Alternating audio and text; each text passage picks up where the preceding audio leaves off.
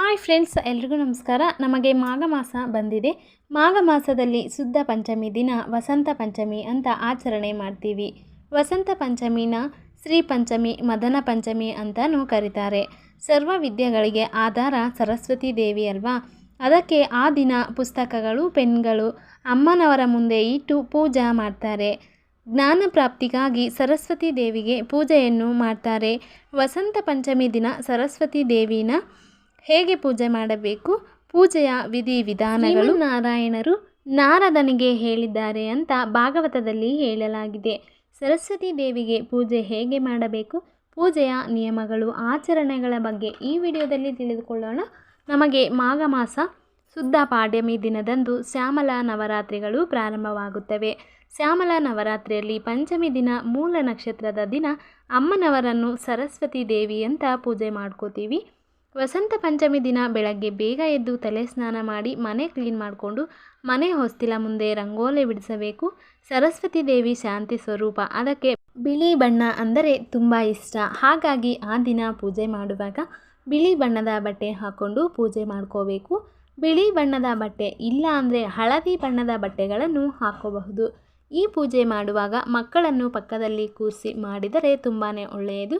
ಹಾಗಾಗಿ ಬೆಳಗ್ಗೆನೇ ಮಾಡಿದರೆ ಸ್ಕೂಲ್ಗೆ ಇನ್ನೂ ಮಕ್ಕಳು ಹೋಗಿರಲ್ಲ. ಆ ಟೈಮಲ್ಲಿ ಪೂಜೆ ಮಾಡಿಸಿ ಮಕ್ಕಳಿಗೂ ಬಿಳಿ ಅಥವಾ ಹಳದಿ ಬಣ್ಣದ ಬಟ್ಟೆಗಳನ್ನು ಹಾಕಿ, ಹಾಗೆ ಸರಸ್ವತಿ ದೇವಿಗೆ ಇಷ್ಟವಾದ ಉದ್ದಿನಬೇಳೆ ದೀಪ ಹಚ್ಚಿದರೆ ತುಂಬಾ ಒಳ್ಳೆಯದು.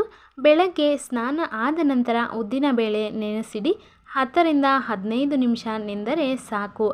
ಈ ಪೂಜೆನ ದೇವರ ಮನೆಯಲ್ಲಿ ಮಾಡಬಹುದು ಅಥವಾ ಮನೆಯಲ್ಲಿ ಈಶಾನ್ಯ ಮೂಲೆಯಲ್ಲಿ ಪೂಜೆ ಮಾಡ್ಕೋಬಹುದು. ಮೊದಲನೇದಾಗಿ ಅಕ್ಕಿ ಹಿಟ್ಟಿನಿಂದ ರಂಗೋಲಿ ಬಿಡಿಸಿ ಇವತ್ತಿನ ದಿನ ಮಕ್ಕಳಿಗೆ ಅಕ್ಷರ ಅಭ್ಯಾಸ ಮಾಡಿಸಿದರೆ ತುಂಬ ಒಳ್ಳೆಯದು.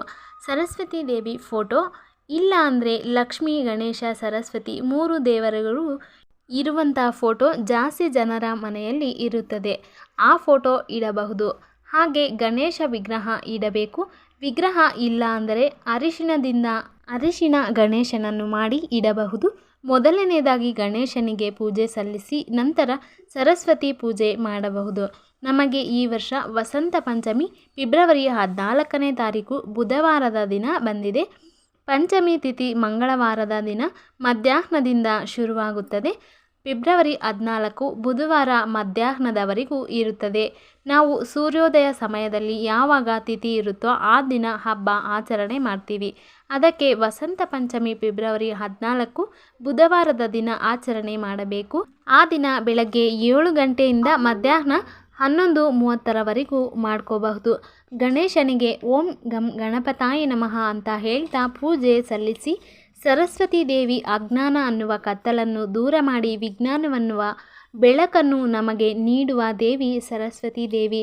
ಸರಸ್ವತಿ ದೇವಿ ಕೈಯಲ್ಲಿ ಯಾವುದೇ ತರಹ ಆಯುಧಗಳು ಇರುವುದಿಲ್ಲ. ಅಹಿಂಸಾ ಮೂರ್ತಿ. ಬಿಳಿ ಹೂವಿನಲ್ಲಿ ಕುಳಿತು ಪುಸ್ತಕ, ವೀಣೆ ಹಿಡಿದು ಕುಳಿತಿರುತ್ತಾರೆ. ಸರಸ್ವತಿ ದೇವಿಗೆ ಬಿಳಿ ಹೂವು, ಶ್ರೀಗಂಧ, ಅರಿಶಿನ, ಕುಂಕುಮದಿಂದ ಅಲಂಕಾರ ಮಾಡ್ತಾರೆ.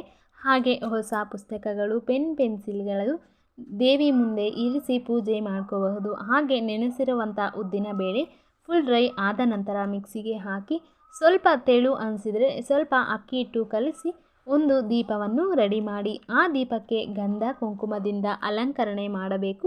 ಒಂದು ದೀಪ ರೆಡಿ ಮಾಡಿಕೊಂಡ್ರೆ ಸಾಕು. ಈ ದೀಪವನ್ನು ಮಕ್ಕಳು ಹಚ್ಚಿದರೆ ಗ್ರಹ ದೋಷಗಳು ಇದ್ದರೂ ಪರಿಹಾರ ಆಗುತ್ತದೆ. ಓಂ ಶ್ರೀ ಸರಸ್ವತಿ ದೇವಿ ನಮಃ ಅಂತ 108 ಬಾರಿ ಪಠಿಸಿ ಪೂಜೆಯನ್ನು ಮಾಡ್ಕೋಬಹುದು. ನಂತರ ಸರಸ್ವತಿ ದೇವಿಗೆ ಕರ್ಪೂರದಿಂದ ಆರತಿ ಮಾಡಿ ಹಾಗೆ ಪ್ರಸಾದವನ್ನು ಮಕ್ಕಳಿಗೆ ತಿನ್ನಲು ಕೊಡಬೇಕು. ಬಾಳೆಹಣ್ಣು, ಪಾಯಸ ನೈವೇದ್ಯವಾಗಿ ಸಮರ್ಪಿಸಿ. ಈ ವಿಧಿವಿಧಾನಗಳಿಂದ ವಸಂತ ಪಂಚಮಿ ದಿನ ಸರಸ್ವತಿ ದೇವಿಗೆ ಪೂಜೆ ಮಾಡಿ. ವಿಡಿಯೋ ಇಷ್ಟ ಆಗಿದ್ದರೆ ಪ್ಲೀಸ್ ಲೈಕ್ ಮಾಡಿ, ಚಾನಲನ್ನು ಸಬ್ಸ್ಕ್ರೈಬ್ ಮಾಡ್ಕೊಳ್ಳಿ. Thanks for watching.